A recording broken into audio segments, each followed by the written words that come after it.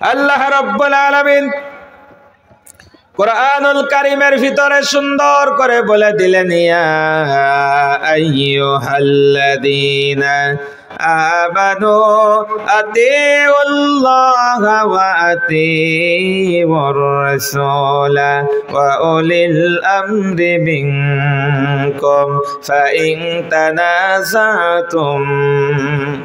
আল্লাহ রাব্বুল আলামিন এখানে কোন ইহুদি, খ্রিস্টান, মুসলিম, বৌদ্ধ, অন্য কোন ধর্ম বর্ণের মানুষকে ডাকেন নাই।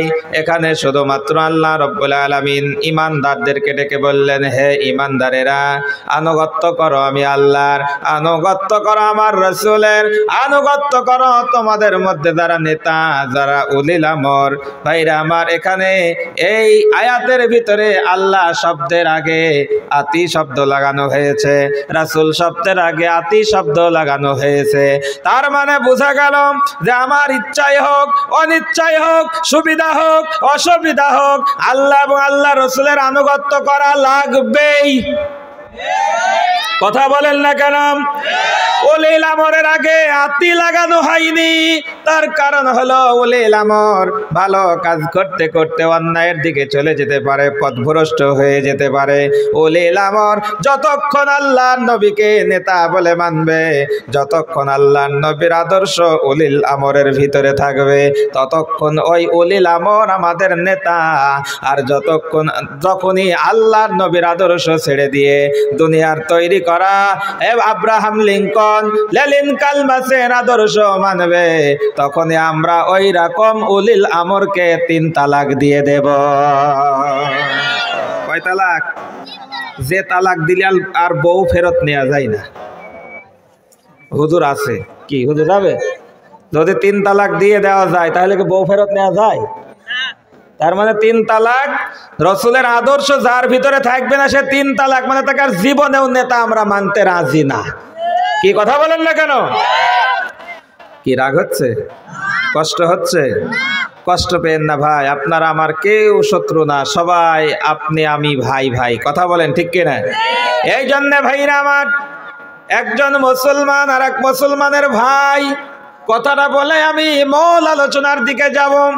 ও ভাইরা আমার, বদরের যুদ্ধে হযরত আবু বকর সিদ্দিক রাদিয়াল্লাহু তাআলা আনহুর সন্তান আব্দুল্লাহ বলতেছেন যে, আব্বা, আমি কয়েকবার সুযোগ পেয়েছি আপনাকে মারার, হত্যা করার, আমি খালি শুধুমাত্র পিতা বলে ছেড়ে দিয়েছি। ভাইরা আমার, মর্দে মুজাহিদ, ইসলামের প্রথম খলিফা, যিনি নরম মনের মানুষ, তিনি হুঙ্কার দিয়া বললেন, ও আমার কলিজার টুকরা সন্তান, শোন শোন, আমি যদি একবার বদরের ময়দানে তোকে সুযোগ পেতাম, তোকে একেবারে দুনিয়া থেকে বিদায় করে দিতাম। ছেলে বলে, বাবা, তোমার সন্তান আমি, এত ভালোবাসো, এত মহব্বত করো কেন তুমি আমাকে কাটতে, আমাকে মারতে? আবু বকর বলে, ও সন্তান, শুনে রাখ, আমি হলাম নবী মুহাম্মদ রাসূলুল্লাহর দলের লোক, আমি ইমানদার, আমি মুসলমান, আর তুই হলি আবু জাহেলের দলের লোক, তুই হলি কাফের। একজন মুসলমানের সাথে কাফেরের কোনো বন্ধুত্ব থাকতে পারে না। কি কথা কন ঠিক কিনা? যদি ভাইরা আমার, আপনার ভাই, আপনার বাবা যদি ইসলামকে না মানে, ইসলাম বাদ দিয়ে অন্য কোনো কিছু ধারণ করে, তাহলে ও ভাই হলেও কি ভাইয়ের আনুগত্য করা যাবে? বাপ হলে বাপের আনুগত্য করা যাবে। ঈমান চাইতে কুফরকে যারা বেশি ভালোবাসে, তাদের সাথে যদি বন্ধুত্ব করেন, তাদের সাথে যদি আতাত করেন, ভালোবাসা করেন, আপনাকেও আল্লাহ তাআলা জালিম বানায় দেবে। এই জন্য ভাইরা আমার, একান্ত প্রিয় আপনজনেরা আমার, ঈমান অপেক্ষা কুফরকে যারা ভালোবাসে, আমরা তাদের সাথে বন্ধুত্ব করতে চাই না। আমরা বন্ধুত্ব করতে চাই তাদের সাথে যারা আল্লাহ রসুলকে মেনে নিয়েছে। কথা বলেন ঠিক কিনা? ভাইরা আমার, বন্ধুরা আমার, একান্ত প্রিয় আপনজনেরা আমার, কোরআনের সব কথাগুলি আল্লাহ রাব্বুল আলামিন আমাদের জন্য খুলে খুলে বর্ণনা করেছেন কিনা? এই কোরআনে সব কিছু আছে কিনা? কি নাই?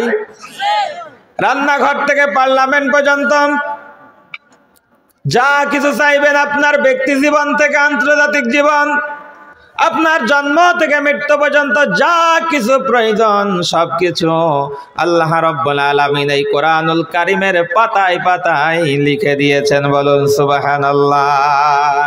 ওয়া নাযালনা আলাইকাল কুরআনা তিবয়ানাল লিকুল্লি শাই ওয়া হুদা ওয়া রাহমাতাও ওয়া বুশরা লিল মুসলিমিন। জোরে জোরে বলেন আল্লাহু আকবার। আরেকটু জোরে বলেন, আরেকটু জোরে বলেন।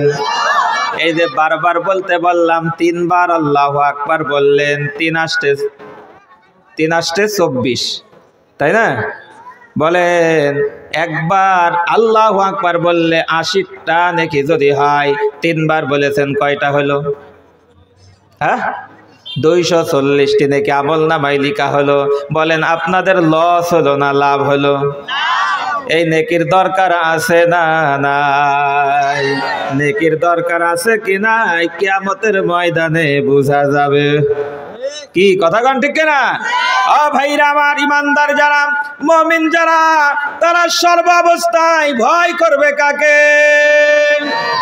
ইয়া আইয়ুহাল্লাযীনা আমানুত্তাকুল্লাহা ওয়াবতাগু ইলাইহিল ওয়াসিলাতা ওয়াজাহিদু ফি সাবিলিহি লাআল্লাকুম তুফলিহুন।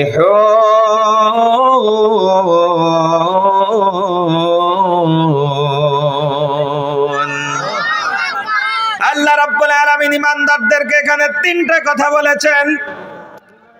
1 নম্বর, হে ইমানদারেরা, আমানুত্তাকুল্লাহ, আমি আল্লাহকে ভয় করো। কাকে ভয় করো? সবাই বলেন। 1 নম্বরে আল্লাহকে ভয় করো। 2 নম্বর, জাহান্নামের আগুন থেকে বাঁচার জন্য ওসিলা তালাশ করো। 3 নম্বর, আল্লাহর রাস্তায় জান আর মাল দিয়ে জিহাদ করো। এই 3টা কাজ যদি তোমরা করতে পারো, উলাইকা হুমুল মুফলিহুন, তোমরা সফল কাম হয়ে যাবে। বলুন সুবহানাল্লাহ। আল্লাহর ভয় যদি কোনো মানুষের অন্তরে থাকে, বলেন বলেন, ওই মানুষটা কি কোনো অন্যায় কাজ করতে পারে? কতটুকু ভয় করতে হবে?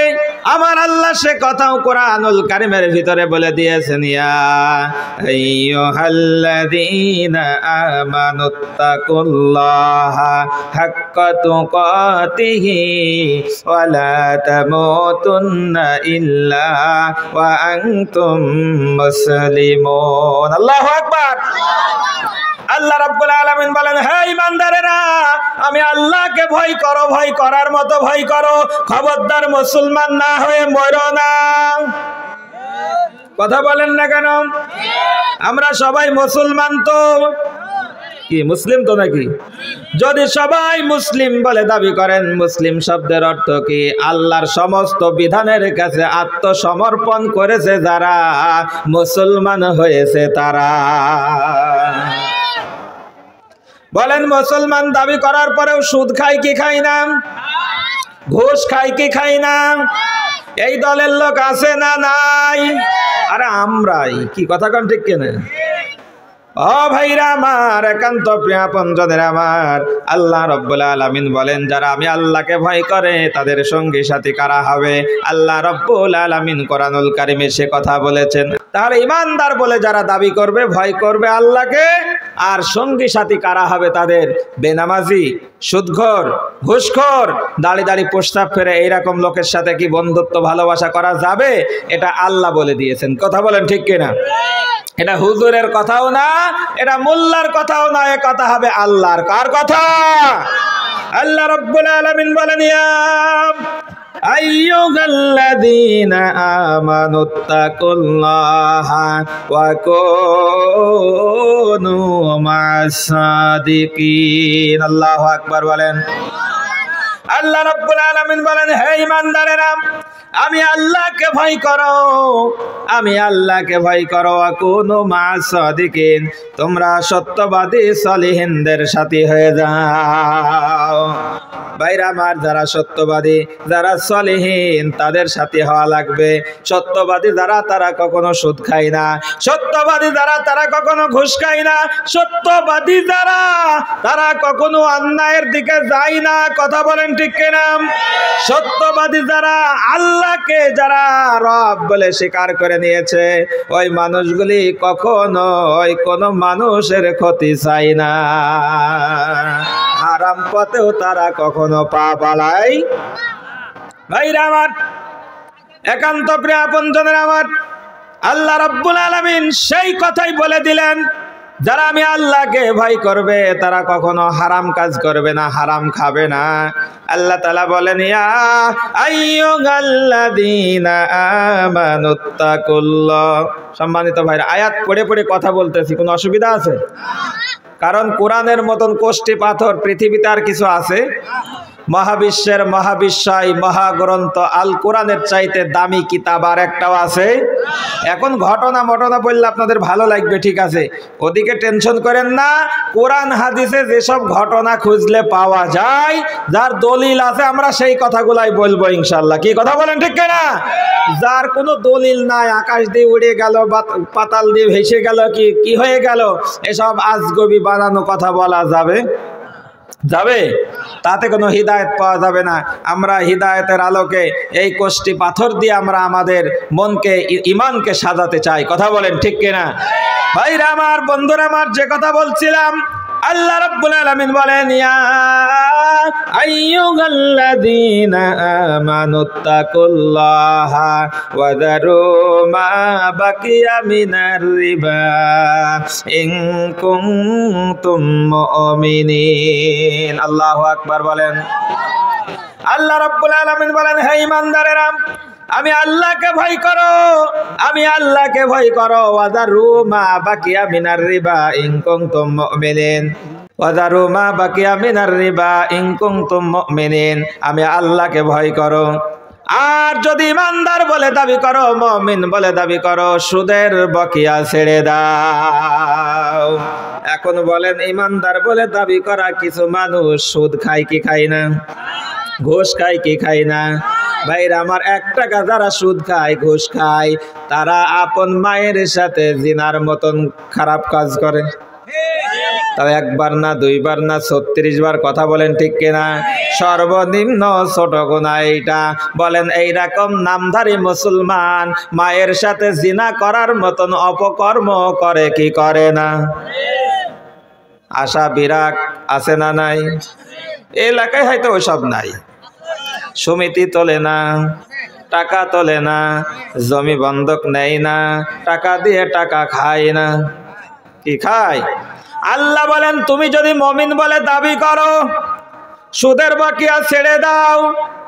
আর যদি না ছাড়ো, সর্বশ্রেষ্ঠ গুনাহ, বড় গুনাহ, আল্লাহ এবং রসুলের সাথে জিহাদ করার জন্য প্রস্তুতি নাও। কি পারবেন তো? আল্লাহ রসুলের সাথে যুদ্ধ করতে পারবেন? কথা বলেন। যদি যুদ্ধ করতে না পারেন, আর যেই কাজ করে সে আল্লাহ এবং রসুলের সাথে যুদ্ধ করার জন্য প্রস্তুতি নাও।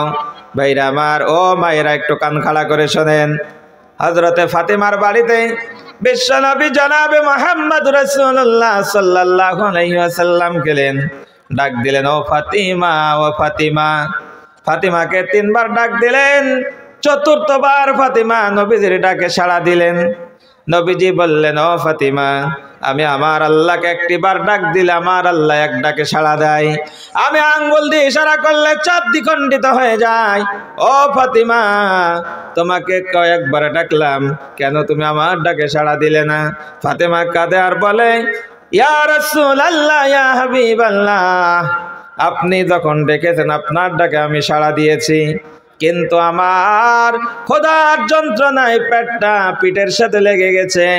আমি জবাব দিয়েছি, কিন্তু আমার কথার আওয়াজ আপনার কান মোবারক পর্যন্ত পৌঁছায় নাই। আমার বাড়িতে কোনো খাবার নাই 1 সপ্তাহ যাবত। আপনার জামাই আলী কোনো কাজ পায় নাই, কোনো ইনকাম করতে পারে নাই। আপনার নাতি হাসান আর হুসাইন খোদার যন্ত্রণায় কাঁদতে কাঁদতে ঘুমিয়ে পড়েছে। আমার মনে হলো আমার সমাজে সুদের উপরে টাকা পাওয়া যায়, ঘুষের উপরে টাকা পাওয়া যায়, টাকা দিয়ে একটু খাবারের ব্যবস্থা করি। যখন মনের ভিতরে এরকম চিন্তা হতে লাগলো, সঙ্গে সঙ্গে কোরআনের আয়াতটা আমার মনে হয়ে গেল, ফাইল্লাম তাফআলু ফাযানু বিহারবিম মিনাল্লাহি ওয়া রাসূলিহি। ও দুনিয়ার মানুষ, তোমরা যদি মুমিন বলে দাবি করো, ইমানদার বলে দাবি করো, সুদের বকিয়া ছেড়ে দাও, আর না হয় আল্লাহ এবং রসুলের সাথে জিহাদ করার জন্য প্রস্তুতি নাও। ও বাবা, আমি ফাতেমার জীবন চলে যাবে, খোদার যন্ত্রণায় মৃত্যু হয়ে যাবে, তবুও ওই রকম গর্হিত খারাপ কাজ, সুদ খাওয়ার মতন, ঘুষ খাওয়ার মতন অন্যায় কাজের দিকে আমি ফাতেমা পা বাড়াবো না। আমার সমাজের মা বোনেরা যুক্তি দেয়, অনেকে আছে আপনাদের এলাকার মা বোনরা ভালো, তারা এইসব যুক্তি দেয় না। আমি আমার মেহেরপুরের কথা বলতেছি। একটু অভাব অনটন বাদলে বলবে, ও আব্দুল্লাহর বাপ, অমুক জায়গায় সমিতির লোক আসতেছে, টাকা নাও, 1 লাখ টাকা নিলাম, একটা গরু কিনবো, গরু থেকে আস্তে আস্তে বাড়বে। কি এরম যুক্তি দেয় না? আবার অনেকে আছে বউ নিয়ে যে টাকা তুলে নিয়ে আসে, সমিতির টাকা, বলে খালি কিছুই হবে না, সবাই খায়। কেরাম আছে না নাই? ভাইরা আমার, কে খায় আর কে খায় না ওটা দেখার দরকার নাই। আপনাকে আমাকে জাহান্নামের আগুন থেকে বাঁচতে হবে, মায়ের সাথে জিনা করার মতন খারাপ কাজ থেকে বাঁচতে হবে, আল্লাহ এবং রসুলের সাথে জিহাদ করার মতন অপরাধ থেকে বাঁচতে হবে। আল্লাহ যেগুলা নিষেধ করেছেন সেই সব নিষেধগুলা ছেড়ে দিতে হবে। কথা বলেন ঠিক কিনা?